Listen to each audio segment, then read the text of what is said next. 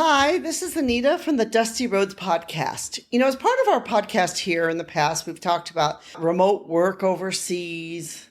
These people that are like they're global trotters. They work all over the world. And I've seen many of them here as I'm here in Hanoi, Vietnam.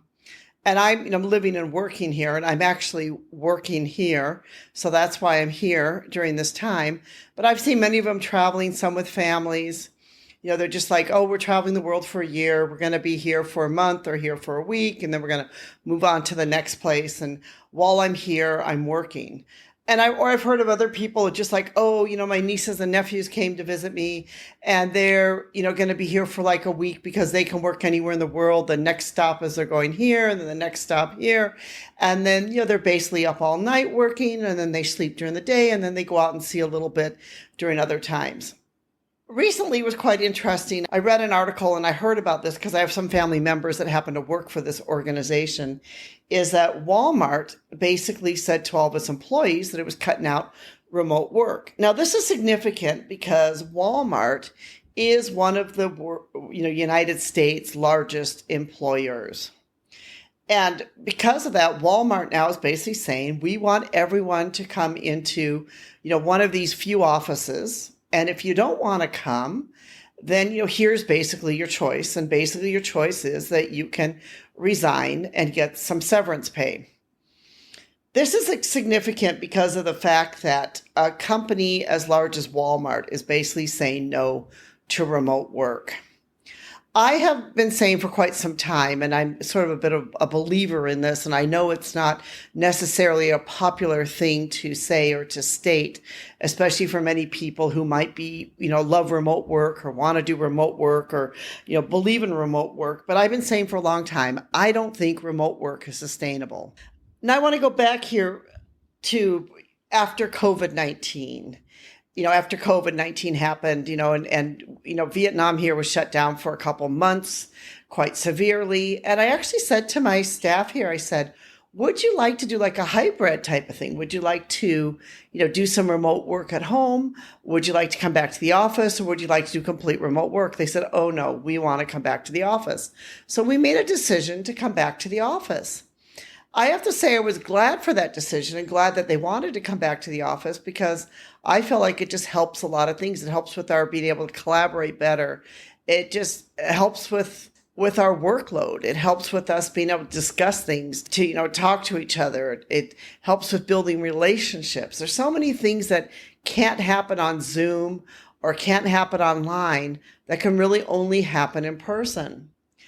I have written a blog entitled, Is Remote Work Dying? Why It May Soon Be a Thing of the Past. Now, I know, as I mentioned before, for many of you, this may not be very popular. Many people want to see remote work going on forever.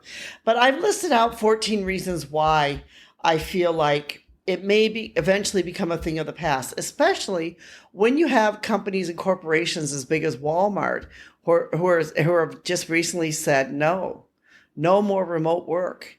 And in fact, they are building a new corporate headquarters in Arkansas to basically show that they're committed to people coming into the office. At the same time, they're letting go of, hundreds of corporate jobs. Here are some reasons why I think that, remote work may be kind of a thing of the past. And you might ask, well, why are you talking about it on the Dusty Roads podcast, which is, basically, we talk a lot about travel, culture, and other things. And part of the reason is because this is partly the aspect of what travel's become today. Remote work has allowed many people to be able to travel and work as they've never been able to before. Normally, you work and then you go on a vacation and then you travel and then you come home. Today, remote work has allowed some people to essentially travel full time. Will this be something they'll be able to keep up? I think for many people, this will not be the new reality. And here are some of the reasons why I believe. One would be collaboration and innovation. I think it's very hard to collaborate and to innovate online, on Zoom. I think that can become very difficult. Yes, there might be some exceptions with some jobs, but generally speaking, this can be difficult. Most people work well together in a group setting, able to collaborate and innovate together. The other might be work-life boundaries.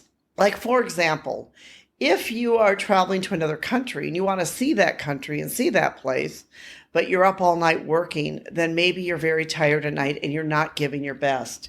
If you have grandchildren or children that suddenly now you don't have to take them to a babysitter, or you're going to not have a babysitter, you're going to watch them while you're working. Are you able to really get your work done? Are you able to go to a store and do shopping while at the same time listening in on a meeting? How much are you really able to contribute to that? So I think that these are all the reasons why many employers are figuring out that these things are happening, and as they're happening, this is not contributing to the company itself. And that goes to the third part about monitoring and accountability. Are they able to really monitor and to know what is going on? Yes, I know there's people out there who work remotely and work very hard at home, but yet there's also those who have taken advantage of it. So you've got both sides of it, and companies have seen that. The other could just be the company culture. One of the reasons why Walmart said we're calling our people in is because this is what our company's about and this is what we believe, and this is why we're doing this, that remote work is not part of our company culture. So, it could just be basically the company culture. Could have to do downsizing and cost of management. Companies are requiring employees to return to the work. This could be a way to cut jobs, to downsize without having to downsize. Remote work can sometimes lead to reduced productivity and performance issues. So, the employees' performance themselves, maybe over time, are suffering.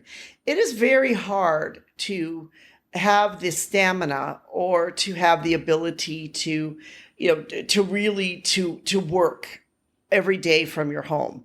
Most people do better with some type of schedule. Most people do better when they're able to, go into an office and they know they have to get up and go into the office than to, sort of roll out of bed, haven't taken a shower, turn on the computer.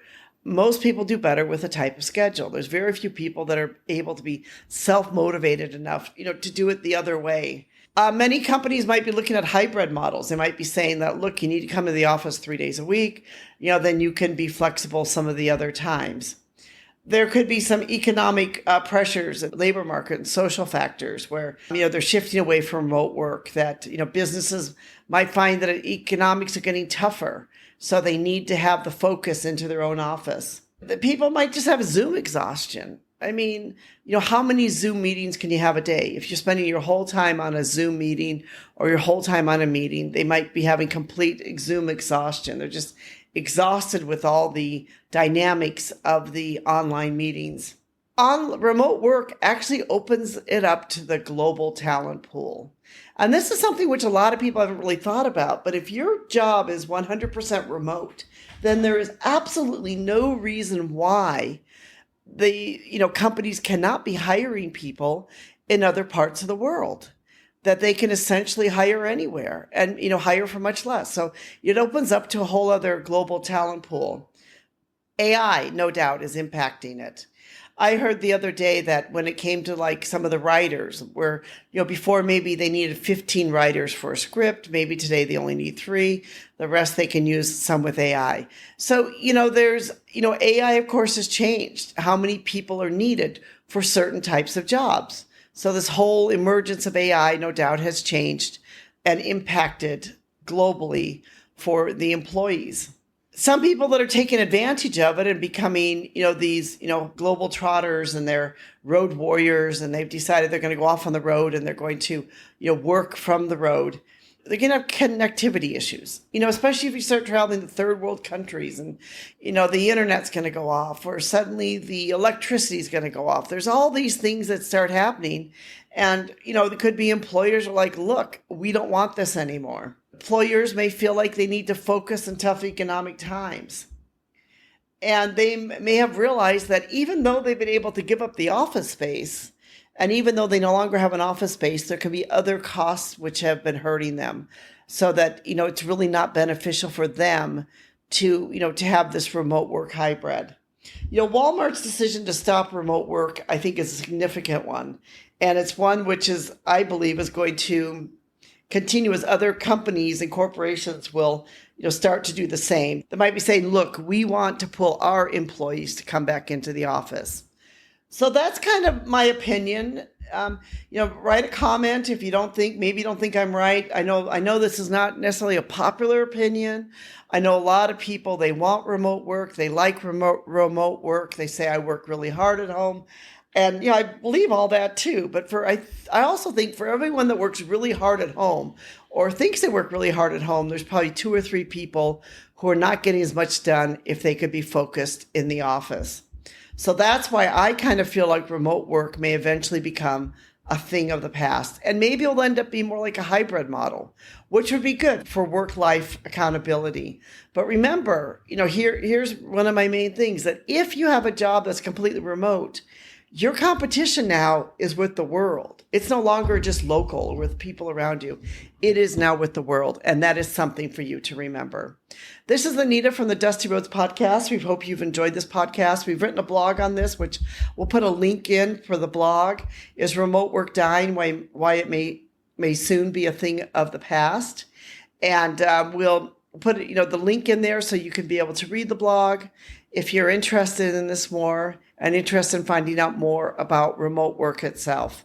We'd like to thank you for listening. Subscribe. We'd love to have you subscribe and become part of our channel. And thank you so much for being part of our community. We know without you, this would not be possible.